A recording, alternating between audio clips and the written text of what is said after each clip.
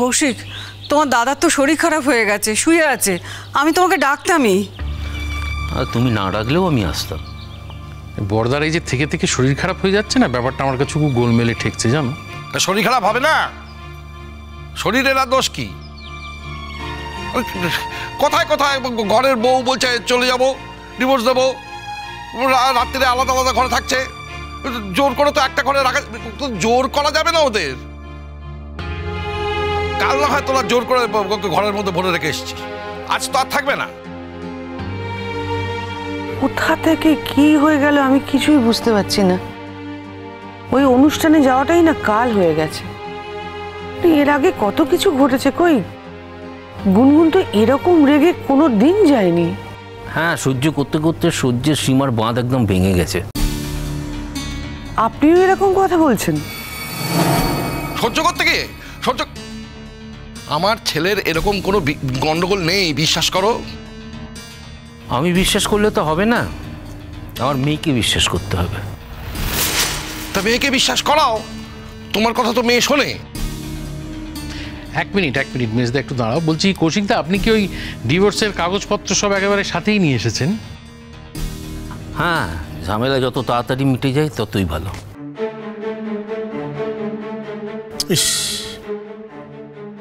তা এরপর কি হবে কাকাবাবু? না মানে বলছি, ওই কাগজে যদি সইটা করে দিতেই হয় তাহলে তো কোর্টে যেতেই হবে। তখন না গেলে তো আবার গুনগুন বায়না করবে না, মানে ও তো বলবে কেন ডিভোর্স হচ্ছে না, কেন ডিভোর্স হচ্ছে না। না না না না, আমি আমি আমি আমি জোর হাত করে রিকোয়েস্ট করছি তোমায়, তুমি এসব করতে দিও না। মেয়ের ঘরটা এইভাবে ভাঙতে দিও না। বারে আমি ঘর ভাঙছি? তোমার ছেলে অলরেডি ঘর ভেঙে বসে আছে, আর তুমি আমায় দোষ দিচ্ছ। আমার ছেলে কত বড় হিম্মত আছে যে ওরকম করবে? আমার ছেলে ওরকম নয়। ও, তাহলে তোমার ছেলে ওরকম নয়, আমার মেয়ে ওরকম। ওই দেখো, কখন আমি বললাম যে তোমার মেয়ে ওই রকম? তুমি আমার কথাটা ভুল বুঝছো, আমি সেরকম বলিনি। দূর দূর দূর কৌশিকদা, রোজ রোজ এই ঝামেলা অশান্তি আমাদের আর ভালো লাগছে না, বিরক্ত লাগছে আমার। এই কি কি কি কি বলতে চাইছিস? কি বলতে চাইছিস? স্বামী স্ত্রীর মধ্যে যদি রোজ এরকম অশান্তি হয়, ঝগড়া হয়, তাহলে একসঙ্গে থাকবে কি করে? থাকা সম্ভব? দেখ, স্বামী স্ত্রীর মধ্যে সবসময় একটা ঝগড়াঝাটি হবেই, সেটা তো হয়, সব জায়গায় হয়। এই তো তোর বড় বৌদি, তোর মেজ বৌদি, দেখিস নি আমরা কি সব স্বর্গের নন্দনকাননে বসে থাকি? অমনি নিজের দিকে টানছে। যা নন্দনকানন সাজিয়ে রেখেছো, সেখানে বসার উপায় আছে? নন্দনকানন? এটা কাঁটা কানন। হ্যাঁ, বলছে নন্দনকানন। দেখ, এই সব কিছু বলার পরেও এটা ঠাট্টা করে তো, এইসব নিয়ে ঠাট্টা করে তো, তোর বউও তো করে। তারপরেও কি এরা একবারও ভাবে যে আমাদের ছেড়ে চলে যাবে? সেটাই তো আমি বলতে চাইছি কৌশিক। অজনা, দেখো সময় এখন অনেক এগিয়ে গেছে। এখন ওরা সব যেগুলো মেনে টেনে নিয়েছে, এখনকার মেয়ে সেগুলো নাও মানতে পারে। আর তাছাড়া ওর অসুবিধাটা কি? আমি কি একটা ভালো ছেলের সাথে আমার মেয়ের বিয়ে দিতে পারবো না? ওমা, কেন পারবেন না কৌশিকদা? আলবাত পারবেন, এবং আমার তো যা মনে হয় আপনার সেটাই করা উচিত। ঘরশত্রু বিভীষণ দাঁত বার করে বলছে, দেখো হ্যাঁ বিয়ে দিয়ে দিতে পারেন। আরে বিয়ে কি ছেলের হাতের মোয়া নাকি? আজকে বিয়ে হচ্ছে, কাল বিয়ে ভেঙে যাচ্ছে, আজকে বিয়ে হচ্ছে, কালকে বিয়ে ভেঙে যাচ্ছে। বিয়ে শুনেছি জন্ম জন্মান্তরের বন্ধন, আর আজ শুনছি মেয়ের বিয়ে ভেঙে দেবে, দিয়ে আবার কালকে বিয়ের বিয়ে দেবে মেয়ের। উফ, সত্যি কি যে শুনছি এ সমস্ত। তোমরা তো আমাদের ছেলের বিয়ে দাও না, আমরা তো কোনো আপত্তি করছি না। গুনগুন তো নিজেই তোমার ছেলেকে ছেড়ে ডিভোর্স দিতে চাইছে, তোমার ছেলেকে ছেড়ে চলে যেতে চাইছে। তুমি যত সহজে কথাটা বলছো কৌশিক, আমরা তত সহজে মেনে নিতে পারছি না। হ্যাঁ, আচ্ছা তুমি তো একদিন বলেছিলে যে এইরকম সংসারে তুমি তোমার মেয়ের বিয়ে দিতে চাও, তুমি তোমার মেয়েকে আমাদের হাতে তুলে দিয়েছিলে, আর আজ তুমি এই কথা বলছো? না, আমার তো সংসার নিয়ে কোনো আপত্তি নেই। তাহলে আপত্তি আমার ছেলেকে নিয়ে। আমার ছেলেটি কি করেছে একটু বলবেন? গরিত কাজ করেছে। বিশ্বাস করুন কৌশিকবাবু, আমার ছেলেকে নিয়ে অনন্যার সাথে মানে ওদের জড়িয়ে যা সব কথাবার্তা হচ্ছে পুরোটাই কিন্তু ভুল। অনন্যার দিক থেকে কি আছে আমি জানি না, আমি সত্যিই জানি না, কিন্তু আমার ছেলে ওরকম নয় আমি বলতে বাধ্য হচ্ছি। ও গুনগুনকে খুবই ভালোবাসে, কিন্তু আপনার মেয়ে সেটা না বুঝতে পারে না। গুনগুন যদি বুঝতেই না পারলো তাহলে কিরকম ভালোবাসা বাসো? আমি তুমি বুঝলে তো হবে না, গুনগুনকেই তো বুঝতে হবে এটা।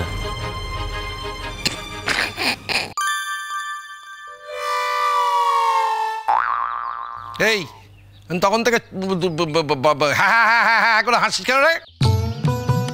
খুব আনন্দ হচ্ছে নাকি? হ্যাঁ, হাসির ধুম উঠেছে। বুঝতে পারি না, এরকম একটা পরিস্থিতি তার মধ্যে হাসছে। ঠাকুরপুর আজকাল আচার ব্যবহার আমি কিছু বুঝতে পারি না। হ্যাঁ, এই বুড়ো বয়সে ভীমরতি ধরেছে আর কি। বলছিস? না বলে যাবো কোথায়? হাসছে। ও কাকা বাবু, বলছি আপনি কি আপনার মেয়ের বিয়ে একেবারে ঠিক করে ফেলেছেন? সত্যি কথা বলবো, মিথ্যে কথা বলবো না, একটা ভালো ছেলের সন্ধান আমার আছে। কিন্তু সন্ধান করে ফেলেছেন? ও, সেই জন্যে বিয়ের এত তোড়জোড় করছো? তা এটা তো আগে বলে দিতে পারতে কৌশিক। আমাদের ছেলের জীবনটাকে নষ্ট করছো কেন? করলে কেন বলো? আমি তোমাদের ছেলের জীবন নষ্ট করতে যাবো কেন? ওই জন্য তো গুনগুনকে পছন্দ করে না, সে কথা পরিষ্কারভাবে কতবার আমাকে বলেছে। সেটাও পরিষ্কারও হয়ে গেছে অনেক আগে। এরকম একটা পরিস্থিতিতে আমি আমার মেয়েকে রাখবো কেন? আমারও বয়স হচ্ছে, বলা নেই কওয়া নেই কখন কি হয়ে যায়। আমি তো নিশ্চিন্ত হতে চাই।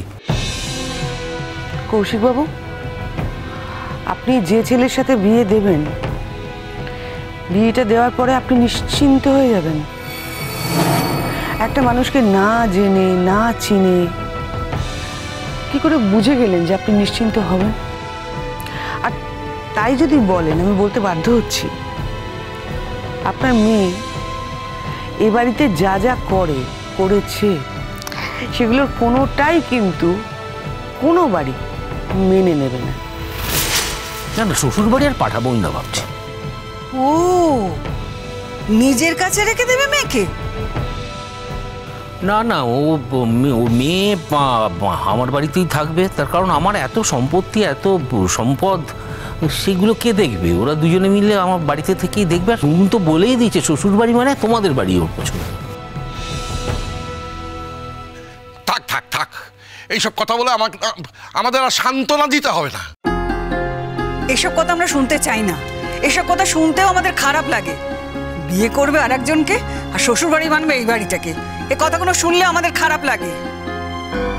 আর সম্পর্ক যখন থাকছে না, তখন সম্পর্ক সব শেষ হয়ে যায়। এসবের কি দরকার? আমি ভেবেছিলাম তোমাকে ডেকে বললে তুমি হয়তো সব বুঝবে, আমাদের কথা মানবে।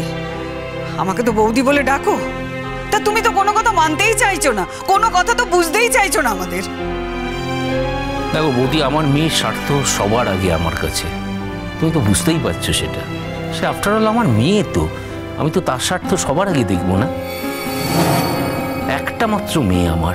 আপনার স্ত্রী বোধহয় এইভাবে আপনার ব্রেন ওয়াশ করলো, তাই না? আমারও তাই মনে হচ্ছে। তোমরা আবার আমাকে ছেড়ে আমার বউকে নিয়ে টানাটানি করতে শুরু করলে কেন?